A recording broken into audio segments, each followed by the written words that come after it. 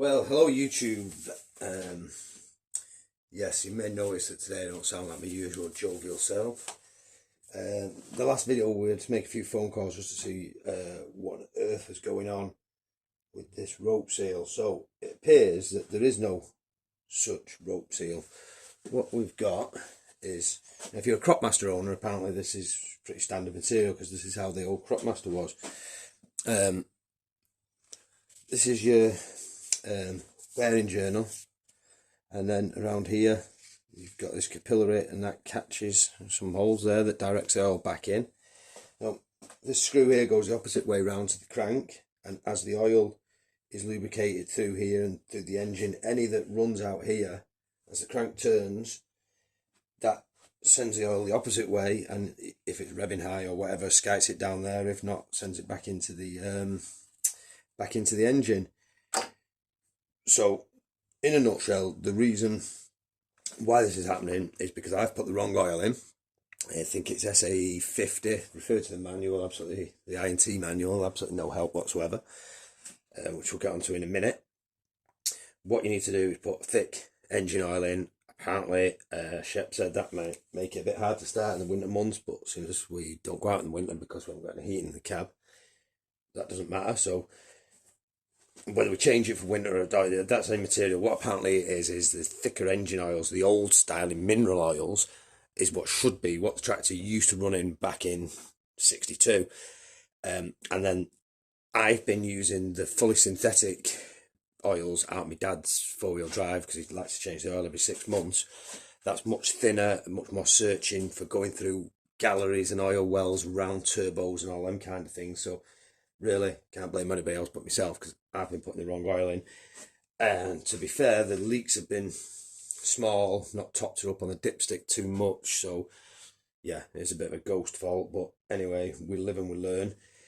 This apparently is, from what phone calls I've had, this is very similar style to the Cropmaster. So this was the early 4-cylinder Implematic. The later 4-cylinder Implematic, and try and stick with me on this one, had some kind of aluminium hosing with a kind of felt seal in it. I've not seen it, so don't want to comment too much about that. Then David Brown went over to the 3-cylinder engine in the Implematic. So there was a couple of different changes there, not to mention the live drive and the non-live drive, which won't affect the engine, but it's affecting the clutch. What I'm trying to say is we had a lot of changes going on in the production run of this type of series of tractors, which didn't make my life any easier. I'm basically just trying to find excuses about why I couldn't find out about that before I took it apart to realise I didn't need to take it apart. So I've got the INT manual with the condensed service data here, and this is how much help they are. So we've got 770s early, 770s late. I think that changed to 780, 880 early, 880 late, 990 early, 990, what's 950? Oh, I've got 950 in it. Right, what's going on? 990 then. Anyway, it quite clearly states here that 880s early and late series, they've both got the AD3 engine. One's an AD340, AD355. I mean, 1, 2, 3, 4. That's 4-cylinder. Manual doesn't even cover it. I'm wondering, when I'm reading all this, and paragraphs 58, 59, when it's waffling on about rope seals and stuff, you can understand where I'm a bit confused. I mean, things like the breathers and stuff, you know, that's generic, they're all the same, but on this it's different for my tractor and my rope seal. So when I'm looking at this is my reference, what I've got, and it's not telling me, it doesn't recognise, it says it does 880, but it's not recognising. Well, you could look there and see what numbers and stuff, but I can't find my serial number. Well, I know where they are, but you can't see them very well. So this is very general data, so yeah, it's not even including my engine. So what chance have we got when we start looking at early types of seals and whether that's in, you know, I don't know whose fault that is, but it's a fact of life that Well, where we are now, you've probably watched a million hours of YouTube to realise that I've done something a little bit silly. So, moving forward, we know that the big end bearings are gone. Not gone, we know that there's play in there. But the purpose of this video and this project, everybody keeps asking me, are we going to restore it? Are we doing this? I mean, I've got a cracked block in this tractor. Over there, I've got another block out of apparently out of a 950 that will go straight in. I've no liners in it. I've no bearings here in front of me. We're not doing a restoration. We're not getting into all that sort of thing. What we want to do is go and do some ploughing. We brought it here to get the hydraulics working, and then whilst I was on the hydraulics, I suddenly realised I could just do with sorting that seal out. So I'm too far into it to be wanting to do anything else. You know, we know she runs, we know she's all right. It's just that wee bit of a leak and the arms weren't going up. So we've not even tested the arms yet because we've still got the tractor split and the transmission oil in. So what we want to do is get it back together and then get the engine running on the flags at the house where it's nice and clean without too many oil leaks. Check whether the lift arms are going up, what we need to do around the back end in order to get the plough on the vehicle and get ploughing, because yeah, the stubble's getting ploughed under and I'm missing the season. So I think that's about as much as I know about that crank. So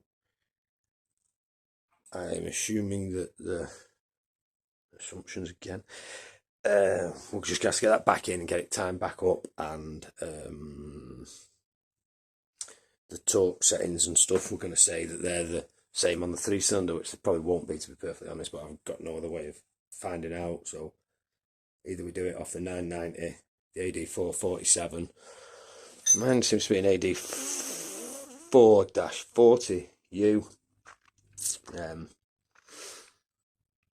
So we're just going to put it all back together with the aid of, we're not even buying a gasket kit because we know it's going to come off to get that, to change that cylinder when we're round to that time, but we're not in this job at the moment. So we've got ourselves a gasket kit to stop any additional leaks, a couple of gasket sets, and we've got a few new seals and things, you know. So we don't want to put it back together and have more leaks, but we don't want to be going in, we're not doing a full refit, so let's just go ahead and get this thing together. My timing marks have moved now. Oh.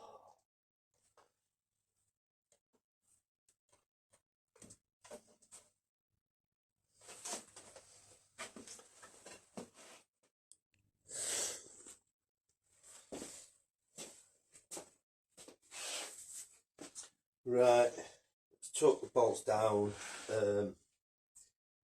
Crankshaft journals, first stage 140 Newton meters. I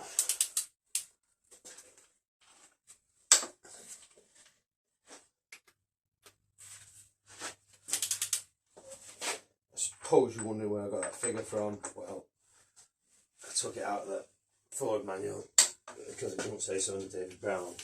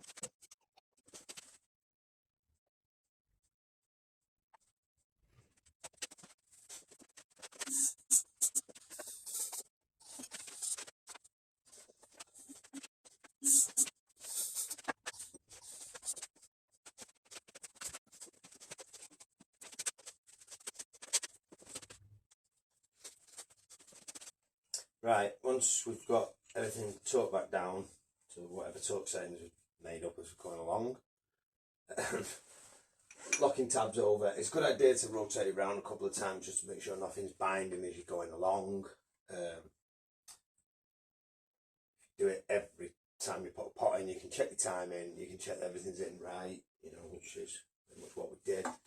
So we'll just work from one end to the other, doing these tab washers, rotate again, doing the others, and get it all locked off.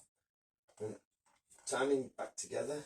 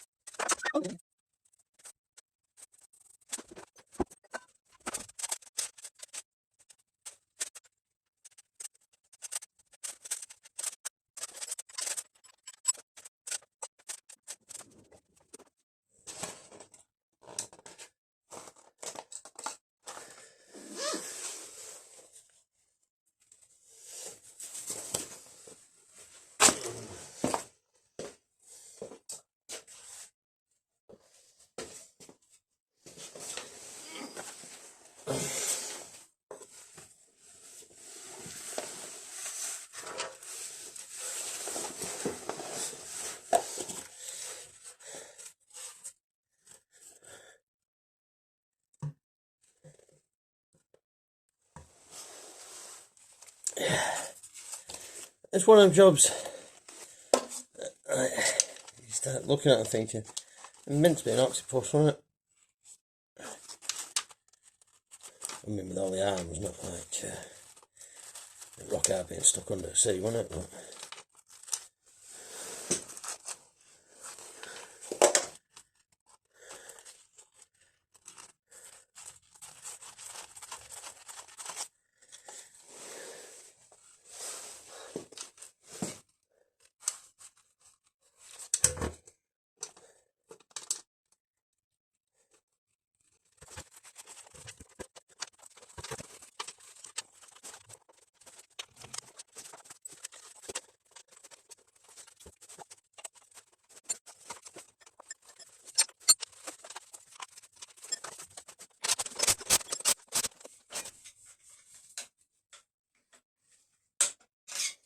And right on cue, the damn thing's back out again.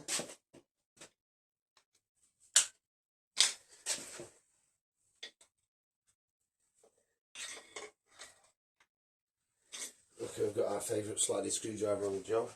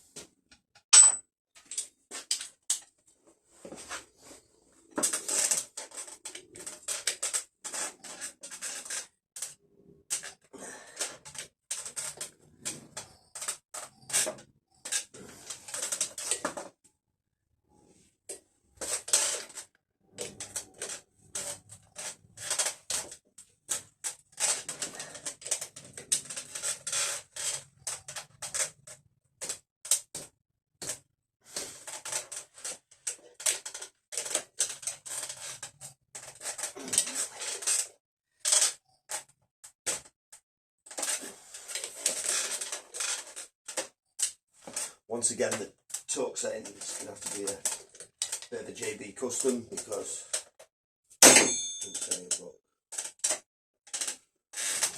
we'll fold these little tabs over, get the clutch assembly on, which we might do outside in the better weather. Don't need the crane for that. And then we can put the two outer tractor back together.